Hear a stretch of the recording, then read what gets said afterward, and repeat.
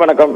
நிச்சயமாக நேற்று முன்தினம் திருநெல்வேலியில் ஆணவ படுகொலை செய்யப்பட்ட கவின் என்பவர் படுகொலைக்கு காரணமான சுர்ஜித் என்பவரின் தாயார் மற்றும் தந்தையார் இருவரும் தமிழ்நாடு சிறப்பு காவல் படையில் உதவி ஆய்வாளராக பணிபுரிகிறார்கள்.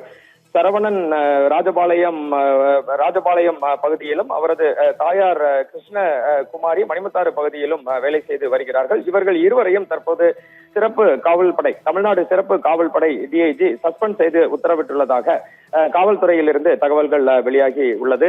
நேற்று முக்காணி பகுதியில் சாலை மறியல் போராட்டம் நடைபெற்ற நிலையில் இவர்கள் இருவரையும் சஸ்பெண்ட் செய்து அவர்கள் மீது மேல் நடவடிக்கை எடுக்கும் வரை உடலை வாங்கப் போவதில்லை என கவினின் உறவினர்கள் தெரிவித்திருந்த நிலையில் இந்த சஸ்பெண்ட் உத்தரவு மிக மிக முக்கியத்துவம் வாய்ந்ததாக பார்க்கப்படுகிறது.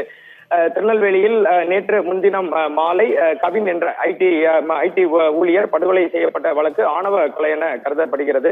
மாற்று சமூகத்தை சேர்ந்த மற்றொருவரால் வெட்டி படுகொலை செய்யப்பட்ட இந்த வழக்கில் அவர்கள் தாயார் தந்தை இருவரும் காவல்துறையின் உதவி ஆய்வாளராக தமிழ்நாடு சிறப்பு காவல் படை அணியில் பணிபுரிவதால் அவர்கள் இருவரையும் சஸ்பெண்ட் செய்து அவர்கள் மேல் உரிய நடவடிக்கை எடுக்கும் வரை உடலை வாங்கப் போவதில்லை என நேற்று முக்காணியிலும் பின்னர் நேற்று மாலை திருச்செந்தூர் தூத்துக்குடி சாலையிலும் மிகப்பெரிய மறியல் போராட்டத்தினை படுகொலை செய்யப்பட்ட கவினின் உறவினர்கள் மேற்கொண்டனர்.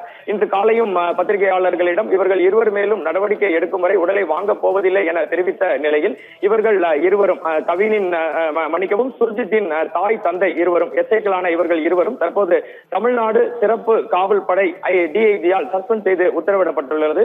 தொடர்ந்து செய்திகளை சேகரித்து வருகிறோம். இதுவே இந்த விஷயத்தில் தற்போது இருக்கும் தகவல்.